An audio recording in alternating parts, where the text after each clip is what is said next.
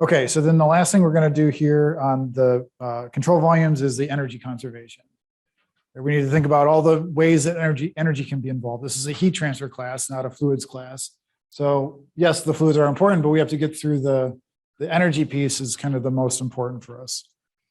All right, so let's see. Let's start with, again, in X, let's think about what's coming in energy-wise. All right, so if we have now flow coming in, just draw my arrow. We have flow coming in the X direction. This is dxy this way and dy this way. We have flow coming in the X direction. What is the energy associated with the flow coming in? Just think about your thermo for a second. It's going to be the mass coming in and the mass flow coming in times the enthalpy of the fluid coming in. Right, that's the energy coming in due to the flow. Okay, so that becomes, let's see, the X component is U. Again, so U times the mass is rho W dy. And then we'll use I for enthalpy. Because H is obviously used for other things in this class. So I for enthalpy here. And that's evaluated at X. Okay, leaving, then we have the same thing. We have U rho W dy I at X plus the partial with respect to X of U rho W dy I times dx. So that's our expanded out energy term. For enthalpy, we have in the y direction the same thing. So we have coming in the v component, the v velocity v times rho w dx I at y. Leaving, we have that again, v rho w dx I at y plus that partial derivative with respect to y of that, v rho w dx I times dy. Okay, so that's the everything due to flow. So where else can we get energy in this equation or in this control volume?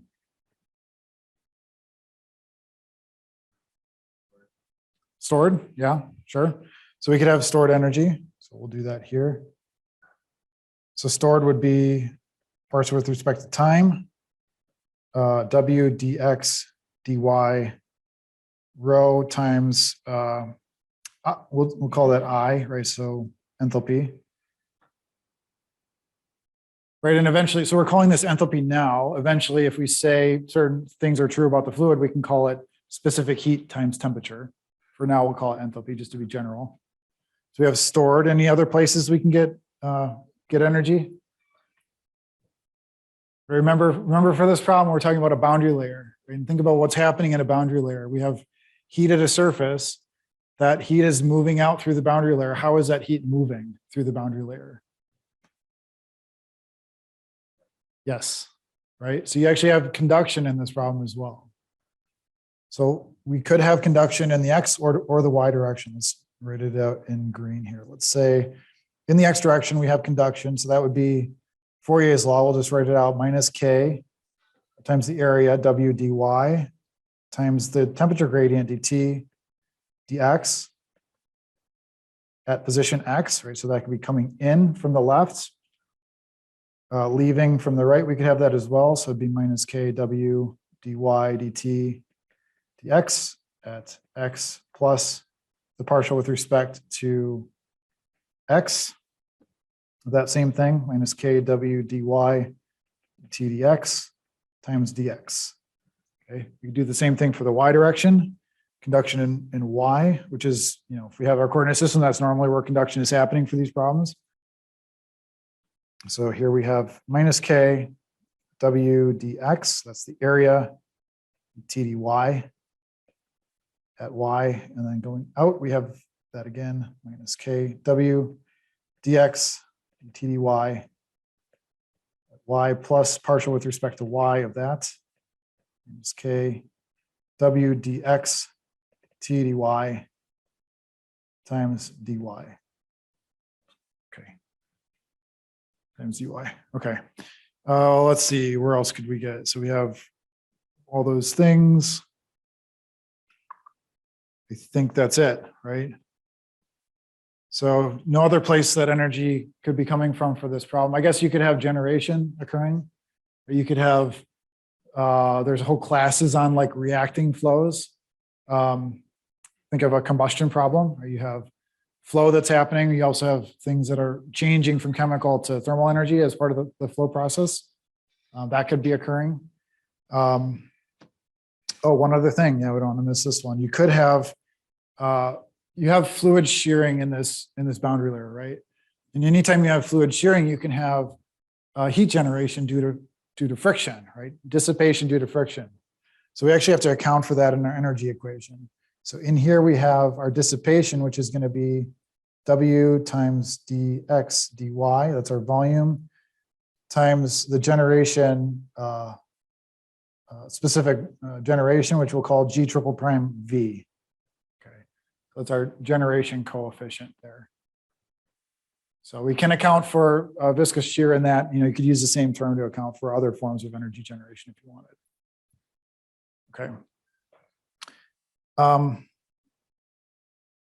Let's see. So what do we write out here? Yeah. So if we go through this, I'll just give you the equation. So if you go through and write out, you know, we cancel out the terms that can be canceled, and we write out the final equation. It's going to be as follows. So K times the quantity d squared T dx squared. Let me just write specifically what we're doing here is we're saying our enthalpy I, we're going to substitute a specific heat times temperature for that. So let's make the assumption that then that this is again an incompressible fluid, and we can call it, you know, specific heat times temperature. So we'll make that substitution. So continuing on, d squared T dx squared plus d squared T dy squared plus our generation term G dot triple prime V is equal to rho times C times the quantity U dt dx plus V dt dy plus dt dt dt time. Okay, where we have this G triple prime V thing, and that's actually the following. It's viscous dissipation term, which is mu times the quantity du dy plus dv dv dx, that whole quantity squared, plus 2 times mu times the quantity du dx, that gradient squared, plus dv dy squared.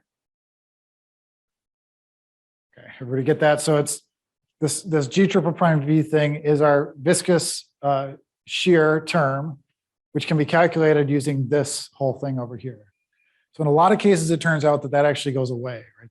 That is not a significant part of the overall energy balance, and we can ignore it. For some flow conditions, we do have to continue to consider it. Okay, so that's now the energy term. So we have now gone through all the really tedious part of all three of these things.